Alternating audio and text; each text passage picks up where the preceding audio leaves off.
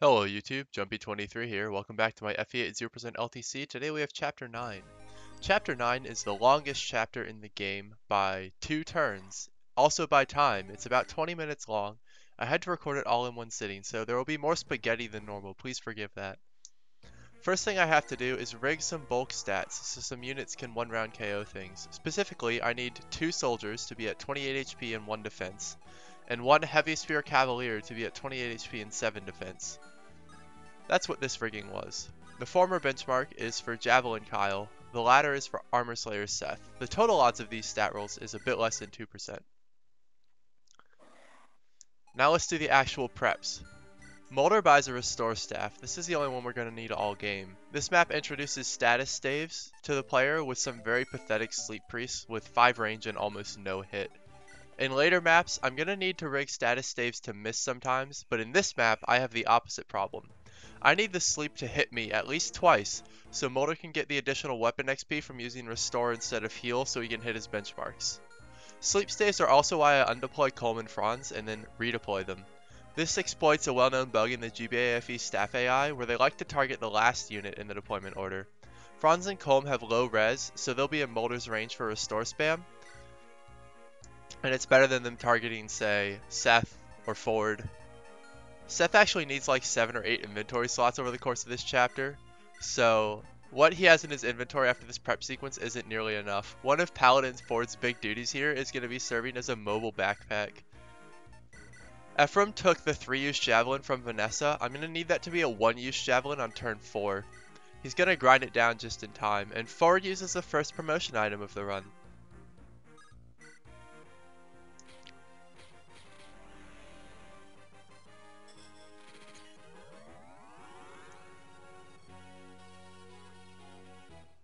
Isn't that exciting? Look at these promo gains. Oh my god. He still has lower strength than Cavalier Kyle, but that's why I made sure he can use the killing edge. If you can't beat them, crit them. So, this is going to be a similar clear to my concept that I posted on my channel in October. But there are a few important differences. Seth doesn't take the Chapter 7 Energy Ring, and Forde does not take the Chapter 8 Angelic Robe, because each of these is needed for Cormag for turn saves. So this tanks reliability, but on the flip side, I have incorporated weapon break strats, which greatly improves reliability, so in the end, it might wash out. It's a super duper long siege map, and your units are at constant risk of getting clogged in 2 and 1 tile wide hallways. And recruiting Amelia adds another significant wrench into the map as well. Of the 6 maps where I save a turn over graded stick in this LTC, I think this map is still the coolest. The secret sauce is keeping Seth at specific HP values to bait enemies into suiciding on him. For that purpose, I rig Seth to get hit by this Armor Knight, and will also rig him to get hit by a Cavalier on turn 2. Even if Seth full moves every turn, he cannot cover enough ground on his own. So similar to Chapter 5X, I do a Paladin Scooch here with Forde and Franz to gain 1 extra tile. Then, Seth will have to full move every turn. I rescue drop him right instead of down to avoid triggering reinforcements, because there's a reinforcement zone right under his feet. I rescue drop both of my staffers forward on turn 1 so that they're in range to service my horses. Even with these rescue boosts though, after turn 3 my mounts will break too far away and all the footies will hang around the starting area picking up scraps. That's also going to tank my mounts' reliability because they won't be able to be mended or have turns to use vulneraries really. So they're going to be doing a lot of dodging late in the game, or in the map. Franz's survival here is shaky. He needs to dodge either that fighter or the archer. And I also rig him to get hit by sleep from Moulder because of the 3 turns that the priest uses sleep, turns 1 and 2 have the greatest reliability elsewise. Rigging a sleep hit on turn 3 would add a lot to an already unreliable enemy phase. It's possible to clear the map if Forde doesn't crit that fighter, but it's a lot easier if he does.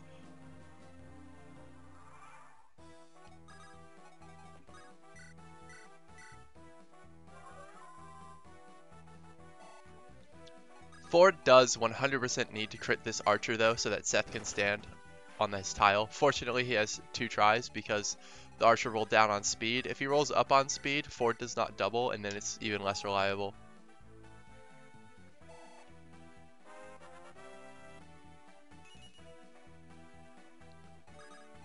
Just like Seth needed a rescue drop forward, so does Kyle. He chugs a Pure Water here because otherwise a mage will target him on turn 4 enemy phase, and I need that guy to target Seth.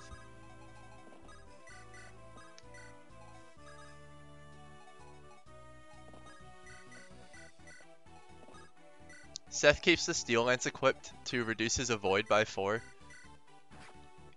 He could equip Steel Sword to reduce his avoid by 15 against these Lance Cavaliers.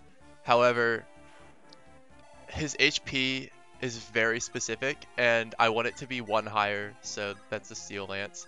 And I need to rescue drop Natasha forward again, so that she can mend Forde next turn.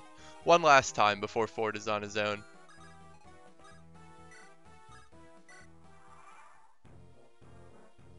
Forde needs to not crit this guy with a Killing Edge, so that I can wear down my Javelin. This is pretty unfortunate, and it probably could have been routed out if I thought harder, but I chose not to. And I also get Colm hit by sleep again here, and this fills the 2 out of 3 hits quota, because, yeah, like I said, enemy phase 3 is the worst. There come the reinforcements that I avoided on turn 1. They would have made my life hell.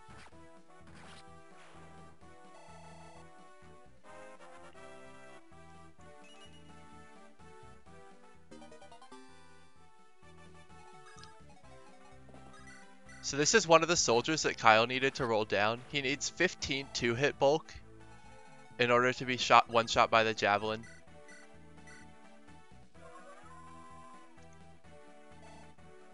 And this is the moment that Armor Slayer fans have been dreading. Seth equips the Armor Slayer to break on this enemy phase, and the Javelin underneath it to switch to. I'll explain what all this is about during the enemy phase. I think that's an easier example. And Forde takes the Pure Water for the same reason as Kyle. So the mage on turn 4 attacks Seth. This is my last Pure Water use. I really would have appreciated one in Chapter 12, but we're going to have to make do until we can buy them after Chapter 12. Here's the first fun use of the Convoy. Ephraim needs to be unequipped on turn 4, but he needs to be holding the Regan Leaf on turn 7. Franz trades it off and then drops it in the Convoy so Ephraim can take it back out when he needs it.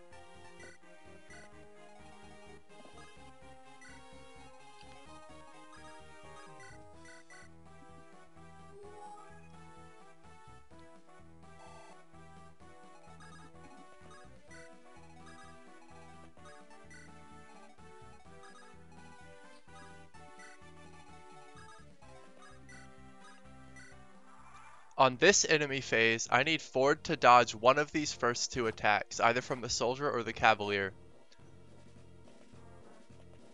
This will bait the other cavaliers into suiciding on Seth. Because I didn't give Seth the energy ring, the Heavy Spear Cavalier needed to roll down on bulk here.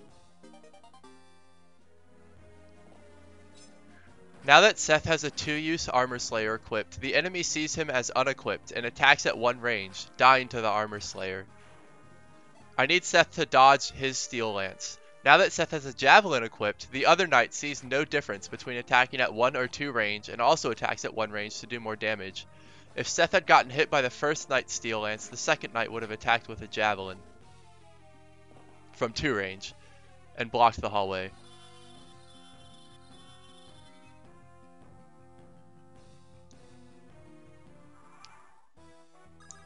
Franz gives Ephraim to Forde and trades up his 1-use Javelin, then peels off like a booster detaching from a rocket ship. From now on, my good calves and Ephraim are all alone.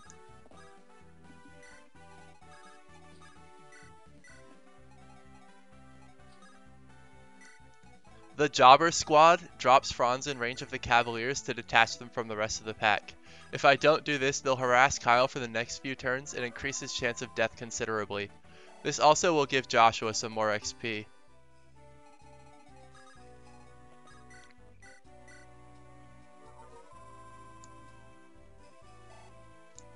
I just realized while doing a dry run of commentary that I could have used Colm to make a wall and not had to rig a dodge with Joshua here.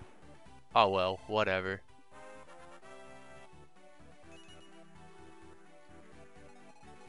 This is the other soldier that Kyle needed to roll down on bulk for the same reason. And Forde drops Ephraim here for two reasons. One, so Ephraim can recruit Amelia next turn. And two, to make a wall so Kyle doesn't get overwhelmed. He also trades up the Slim Lance on Kyle because Kyle doesn't need to kill anything anymore and the Slim Lance doesn't reduce his avoid.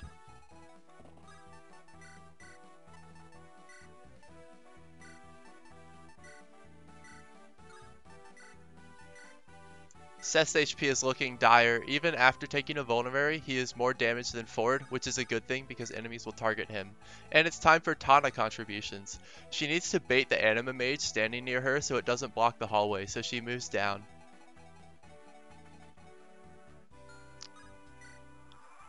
This is why we needed a one-use Javelin. I couldn't find any other decent way to keep Amelia alive because she really likes to suicide on Seth. Seth not being able to take the energy ring makes this enemy phase less reliable because the knight that he javelined is not injured enough to move up to first in the turn order. So rather than dodging one steel lance hit, Kyle needs to dodge 2 out of 2 steel sword hits from the mercenary. If he's still at full HP after the first mercenary, the other one will go for Ephraim. That's also why Ephraim needed to be unequipped. The lack of weapon triangle advantage makes the difference in the mercenary's targeting priority. Here's where the Pure Waters come in. These mages go for Seth because the other guys are so healthy.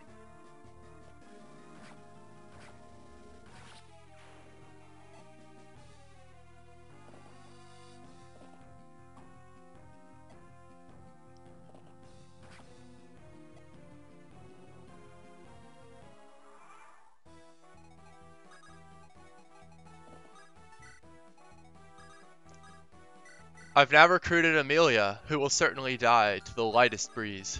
It's up to Kyle to shield her from the wind. This is why I had to keep his HP high through the last enemy phase, because he doesn't have time to use a healing item on this enemy phase, and he's weighed down by Amelia, so he gets doubled a lot. So we need his HP super high so enemies prefer to target Seth, and the ones that do target Kyle can't kill him. The map's starting to slow down a bit, so let's talk about the new joins on this map. Amelia's dog shit, everybody knows it, but she does join with a Speedwing, which we love. Her recruitment is extremely difficult, but it doesn't cost any turns, so it's the kind of fun challenge instead of just boring frustration like, say, Cormag and Marissa on Ephraim Route. Fuck Ephraim Route. Tana's a flyer with basically +2 on every stat over Vanessa, but she joins at level 4 in what's essentially chapter 10, so it's very difficult to promote her, but I will. I'm not actually sure it's necessary in this run, but it absolutely would have been necessary for a turn save in chapter 18 that I just barely don't get. Also, it proves that a Super Garrick 0% route can one-turn chapter 17, which is a concept that I had showed last October, but wasn't able to prove at that time that promoted Tana was feasible in the time frame. So this enemy phase sucks for Seth. He needs to dodge like 3 out of 5 hits or something while he's being weighed down by Ephraim. Fortunately, I was able to remove Kyle's chance of death entirely compared to my concept video from October. So it's not as bad as it could be because at least we only have to rig one dude. Well, Forde also needs to dodge this sleep, but with the Pure Water, his resistance is quite high and it has almost no hit.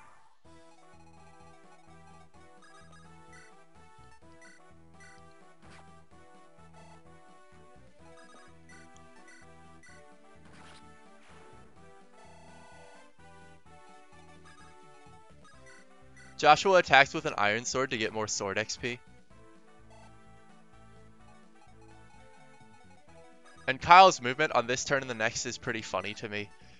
So he baits an archer to attack him first, and everyone else is just going to pile in behind that archer. And then next turn he moves up and stands next to the archer, and everyone just gapes at him stupidly.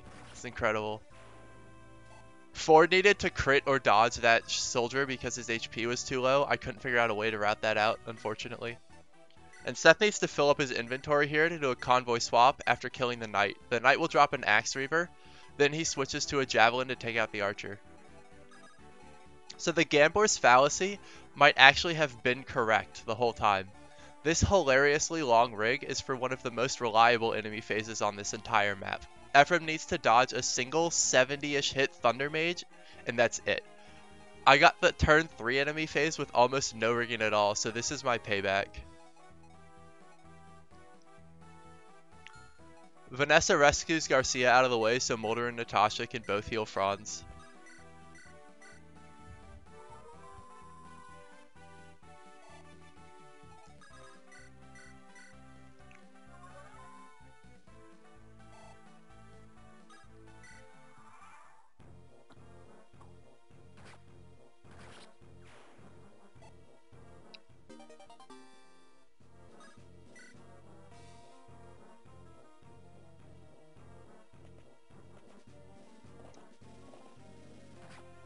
One of the things that I really love about this clear is just how many enemies are left on the map when I seize. Kyle in particular has a really funny situation where he's just completely surrounded, but then it is an even fight, or however the quote goes.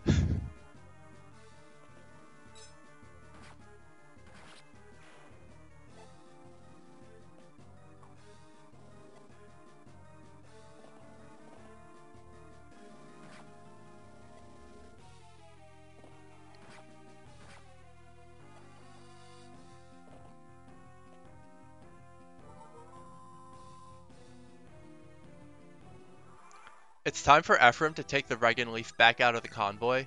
He has to use it to reduce the Throne Room mercenaries' damage with weapon triangle advantage. This lets them survive. It also chips the Throne Room merc into kill range, so that Forde can kill with a steel lance instead of needing a killing edge crit.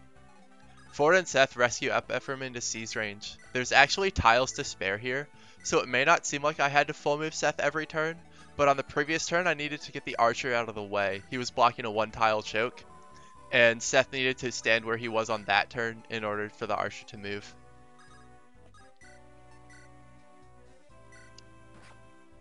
Joshua's HP is really low, but he actually doesn't even need to get healed here because the soldier does not move. That being said, we're going to heal him anyway because it was this turn or next, and, you know, why not?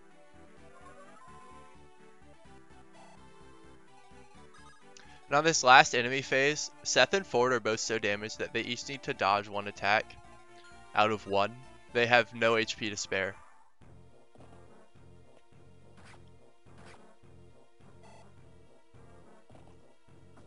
Kyle's positioning is so clever. Sorry to, break my own arm patting myself on the back. That he only needs a vulnerary for this enemy phase despite how many enemies are around him. Neither of the archers will move because the priest is in the way of the one and the mercenary is in the way of the other. So Kyle can just sit there and get attacked by almost nobody. Fortunately, this cleric likes to move out of our way, but I actually don't think it matters. I don't remember. Even though Geb rolled high on HP and defense, Seth is just barely going to be able to take him out with a double killing edge crit. One of the dumb things about Ephraim Route is how 2 good axes are dropped by bosses that have hand axes to switch to. So you have to kill them on, or other way around. You have to kill them on player phase because they start with a hand axe, but they'll switch to the hand axe, or they'll switch to their better weapon if you don't kill them on player phase, and then you don't get the good weapon. So this is the killing axe. And the other example of this is the Chapter 12 Sword Slayer boss. But fortunately, we just crit the hell out of him and get his axe.